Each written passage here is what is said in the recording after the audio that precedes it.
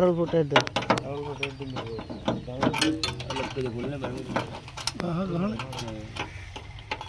একটা অবশ্যই কি বেল হ্যাঁ ঠিক হয় না তো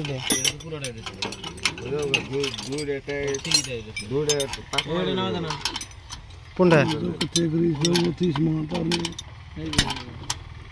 बस बस काम মানে হাতে চাল ভাঙানো চল লুজ করে আর বললো না ভয় ভয় করেন যাব না এই জিনিসটা অম্বি থেকে বেলটা চাপাই দেন দেখি অম্বি থেকে হ্যাঁ ঠাসা এটা দুই তিনটা ঘুরান দেন না তাই ঠিক আছে না ঠিক হবো না করেন তো দেখি এটা কি একটা গর্ব রয়েছে না হ্যাঁ ঘুরান ওই জন্য চাপে খালি ঘুরান এই যে যখন এটা লুজ হয়ে পড়ছে দেখছেন ওই জন্য তো এই জিনিসগুলো কি একটা হইছে নাহলে বেল একটা দে বেলটা চলতেছে আনসার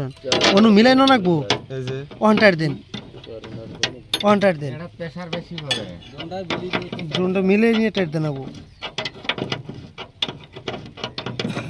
নাহলে একটা মধ্যে খালি টাইট হয়ে যাবো আর একটা খালি স্লিপ মেরে থাকবো